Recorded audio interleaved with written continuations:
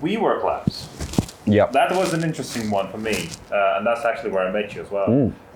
Because I think that part of your life, I think, probably tested you as well quite a bit, I would imagine, just because you saw what it's like to work in startups, successful startups, had your own experience, went through ups and downs, and then all of a sudden you're in this place where all these guys are just starting up, very early stage startups, and you're just overseeing all of that, looking at all the patterns, looking at the things they're doing right, wrong, and you go like, I've been there, I've done that, don't do this, like whatever, right? Yeah. So maybe share with us, like, what are those patterns? Like, what are those things you notice that maybe some people are have misconceptions about in a startup, making some constant mistakes in the early stages?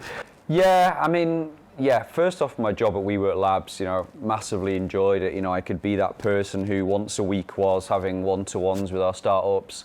I ran a lab where we had like probably 15, 20 startups in there where people could, you'd be bumping into them, having coffee with them in the day, you'd be bringing in guest speakers to talk about investment or content marketing or growth or whatever.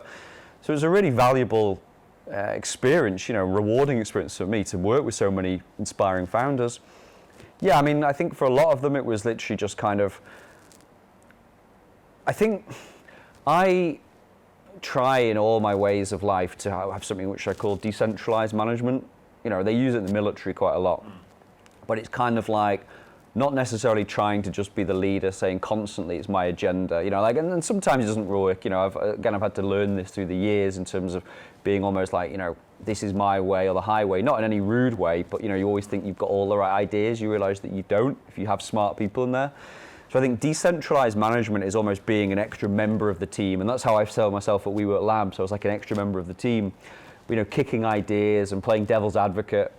And I think decentralized management works quite well because you look at kind of different plans, and I think, if you feel the plan is 80 to 90% there, you can let it go and just say, put that into action and see how that goes. If it's like 60, 70%, then it probably needs some work. You need to kind of, help them an awful lot on that plan. Like literally say, look, I think you're missing something here. Like, who's your market? These investors will never invest in you for these reasons. Let's work on this. Or if it's completely the wrong plan or completely the wrong startup, like 50% less, you then just have to literally be fairly brutally honest. Yeah. And that's something, again, I found difficult. I tried to put a smile on people's faces. But sometimes you did just have to be fairly brutally honest and say, look, I can't really see how this is going to work, or I can see how it's going to work, but you need about 10 million or something to make this happen. Or did you know there's already 4 competitors out there doing this? How are you going to get this to market? So, it's... What were the key things that you noticed? Like, were there most startups through WeWork Labs and WeWork overall were the ones that had the 90% figured out?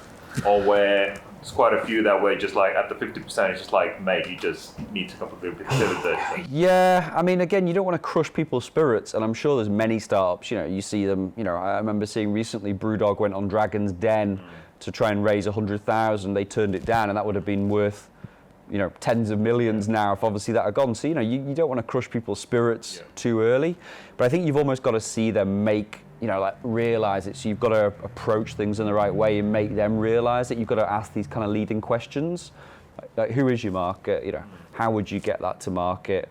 What are, how much, really you need that much investment? Well, what's that investment going to be like? How big is your team? Is it just you? How much progress are you making week to week? It's about building relationships so as they can trust you and actually believe in what you're saying. But, also you've got to try and give these guys enough room to fail as well.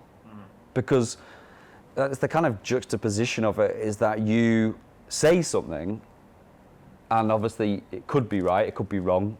These things aren't binary, it could be somewhere in the middle. But if you just say something and they haven't tested it out in real life, then it's just a theory. It's just my theory.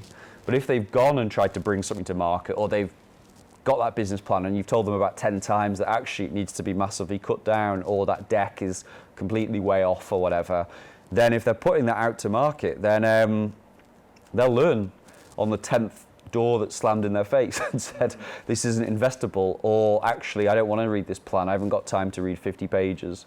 So, you kind of have to make baby steps early on, then be quite brutal if you feel like, look, you just wasted your time. But then you've also got to let these guys go out there and fail in a way. And investment was the big thing.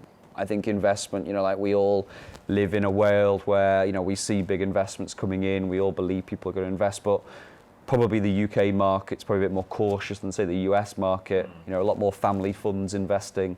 So, you probably do have to have a business model that's quite strong early on if you're going to raise decent investment, I would say, as well.